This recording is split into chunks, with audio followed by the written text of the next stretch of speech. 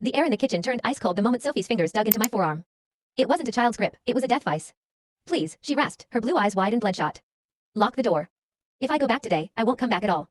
It was 4:58 p.m. Mrs. Sterling's black SUV was already idling in the driveway like a predator in wait. When the doorbell rang, it sounded like a gunshot. Sophie didn't just run, she vanished into the shadows of the second floor. When I opened the door, Mrs. Sterling stood there. She was suburban perfection, expensive highlights, a yoga set, and a smile that didn't reach her eyes. Is my Sophie ready?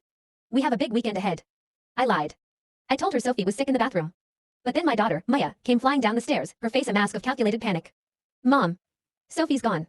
She jumped the fence into the Blackwood Creek woods. What followed was a descent into madness. Mrs. Sterling didn't cry like a mother, she roared like someone who had just lost a valuable piece of property. By the time the K9 units arrived, the sun had dropped, leaving the woods in a suffocating ink. We found Sophie 3 hours later, huddled inside a hollowed-out oak near the jagged cliffs. When the flashlight hit her, she didn't run to Mrs. Sterling. She crawled toward the lead officer, trembling so hard her teeth were chattering. Don't let the buyer find me, she whispered into the officer's body cam. The silence that followed was deafening. Mrs. Sterling tried to laugh it off, she's been watching too many horror movies. But the officers didn't move. Sophie pulled a crumpled piece of paper from her sock.